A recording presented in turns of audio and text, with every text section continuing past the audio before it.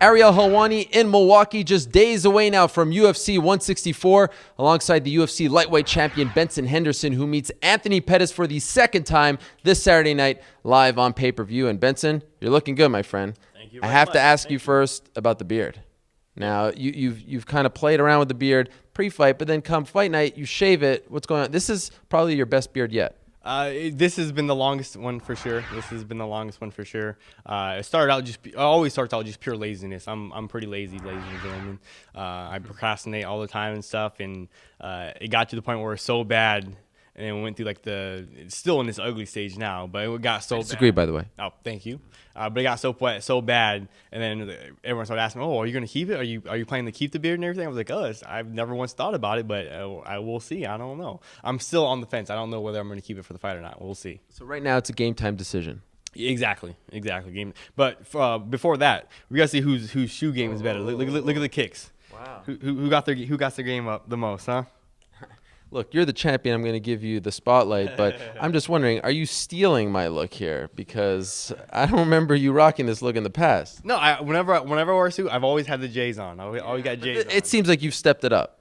I don't want to say stepped it up, but with the UFC and their new code, trying to be a little more professional. I think if you're the champ, you gotta look the part as well, But I'm always trying to step my game up. Always trying to get 1% better. They say this is styling and profiling. Right? Is that what they say? Some people say that. I'll go with it. I will go with it. Did you take that personally when they said you have to dress up a little bit, because you wrote about it on Facebook, right? I was merely taking notes of it and making sure that I did not forget about it, because I sometimes have a forgetful memory. Oh, okay. So I wanted to make sure I posted it. So if I go on Facebook, I was like, oh yeah, I'm supposed to dress up. I'm supposed to wear shoes. I can't wear sandals and that sort of stuff. So that's what I was doing. Do you understand, though, that as champion, it is probably better to look, like a champion? Do you get where they're coming from? No, I definitely agree with that. I think as a professional athlete, you should look the part. I mean, you don't want to go crazy like the NBA and completely mandate, oh, you have to wear this, and that sort of stuff. You can get kind of silly the way the NBA does. Sometimes the NFL does the same thing with their game time performances, making sure the socks are to the right height and all that sort of stuff, But that being said, I do think you should look a certain way as a professional athlete. As a champion, having the belt around your waist, you are a face for the company. That being said, time to step your game up. This is one of the most anticipated fights and rematches in UFC history. But interestingly, for a while, both you and your coach, John Crouch, were saying, Anthony needs to kind of build his way back up to a fight against you. So when you heard that they were replacing TJ Grant after he got injured with Anthony, were you disappointed? Did you think it wasn't fair? No, I wasn't disappointed at all. Going back to what myself and my coach, John Crouch, what we were saying before, was that you have to work your way. You have to earn your way to a title shot. It's kind of unfair, I guess, to the other opponents and to, other guys in the division. If you go from number 10 to a title shot or from number 7 to a title shot, you work your way up. You have a couple impressive knockouts, a couple, nice little run. You work your way to the number 2 spot, and then then you get a title shot. By all means, that makes sense. So we weren't saying I didn't want to fight Anthony Pettis, or that, he didn't do enough yet or whatever. It was more me saying, I know he's going to do his job. His job is to keep fighting, keep winning.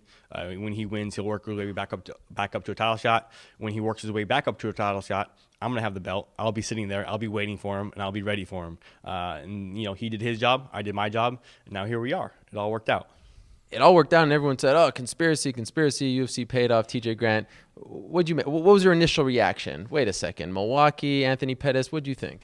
For me personally, the first thing I thought of was, yes, good, let's do it. Sign me up. First thing I was like, all right, I like that. I want to get my hands on Anthony Pettis. I've been waiting for a while for it. He had to, do his job. I had to do my job. It got to that point. As far as conspiracy theory and TJ really being hurt or not being hurt, let's just say he's a Canadian, so no disrespect to yourself or to other Canadians out there, but it is what it is. Wait a second. What does that mean? I don't even understand what you were just saying. It's just more jokingly saying, the conspiracy theory. It's, okay. It is what it is. Like, I am not in a position to say he wasn't hurt or he is hurt or whatever. He pulled out. They put another guy in, and that's fine with me.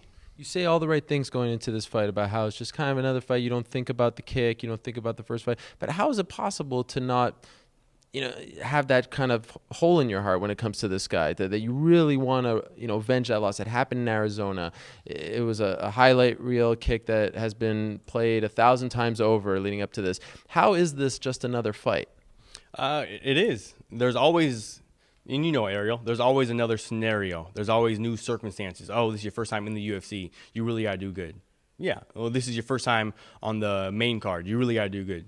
Well, yeah. Oh, this is your first time main event. You really got to do good. Yeah, it's your first time fighting for a title shot. So there's always going to be new scenarios, new circumstances behind the fight. You guys in the media are always going to play it up, have your angles to play up. Oh, well, this time you're fighting a redhead. So, what are you going to do this time to prepare for a redhead? What are you going to do? Well, I'm going to, do the same thing I always do. So while there's always new circumstances, there's always new scenarios behind the fight, and the media is going to choose to play it up however you guys want to play it up. A fight's a fight. That's what it boils down to. It doesn't matter what scenario it is.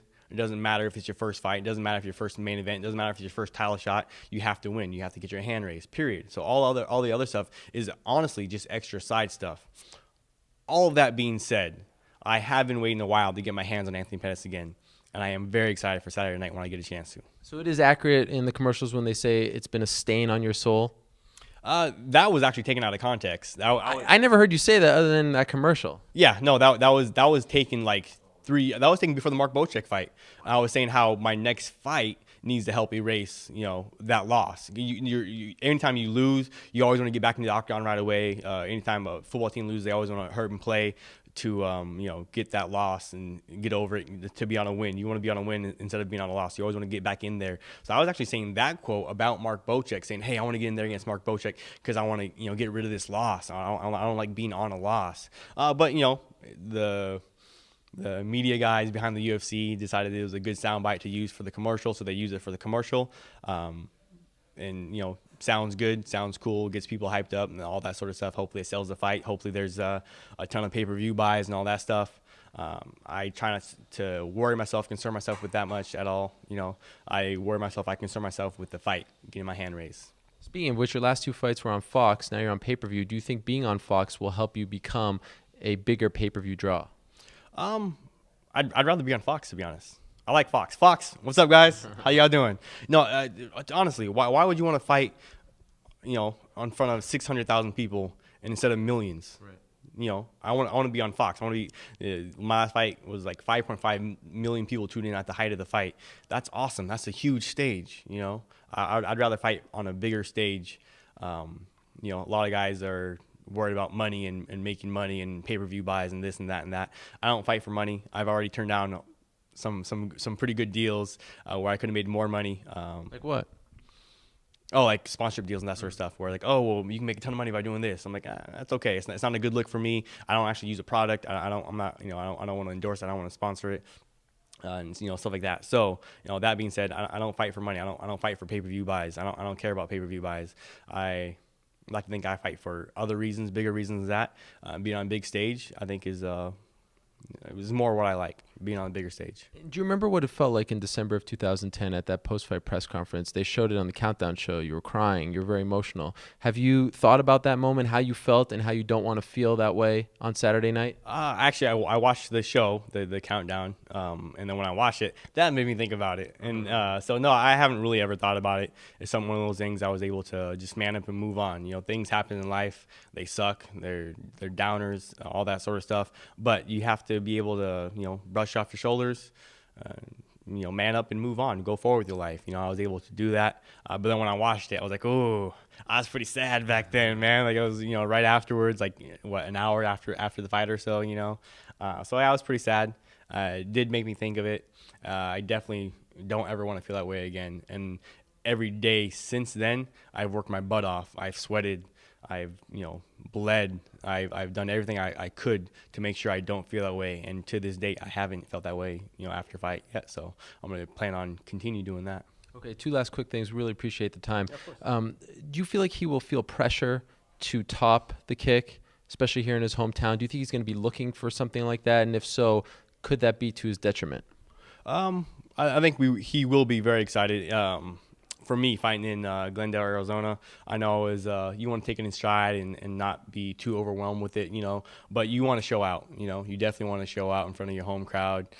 There's a lot of, I guess, pressure on top of you to do well, to be flashy and that sort of stuff. So we imagine he is going to come out pretty hyped, pretty excited.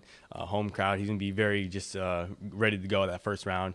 So will I be, But yeah, we expect him to try and do something a little bit flashier. He always does flashy stuff, So our job is just to be prepared for it, be ready for it, and go do what we need to do to get our hand raised. And finally, he told me he has big plans after this fight. He didn't really want to hint at them. And you're a guy with big plans as well. You're talking about, breaking Anderson's record. If you win on Saturday, you will have the most successful title defenses at 155. You also talked about super fights, maybe against GSP. And sometimes it seems like you may have a little trouble hitting that 155 mark. You always ask for the towel.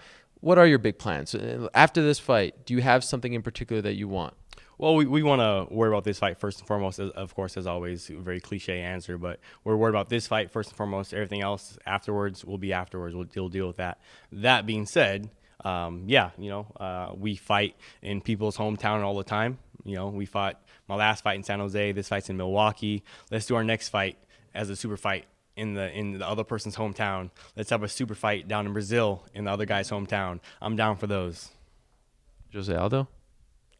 Whoever, it doesn't matter. So you do have plans. I just want to be honest, I want to be the best fighter I can be. I want to be the best fighter on the planet, period, pound for pound. That being said, how do you do that? Have a nice long, winning streak, win the belt, defend it a bunch of times, you have super fights. I think one way of doing that is by fighting the best guys on the planet. You fight some of the guys, ranked pound for pound on the list, who's above me on the pound for pound list, Anderson Silva. I'd only fight him if I had a baseball bat while he was sleeping. So I don't really want to fight Anderson, John Jones. Those guys are too big, but there's some guys above me on that list who I think I could match up well with and show that I am better on the pound for pound list. I can do better. I can be more impressive. I can get my hand raised against some of those guys who are above me on that pound for pound list. Always a pleasure, Benson. Good luck on Saturday. Looking forward to it very much. Thanks a lot. I appreciate it, man.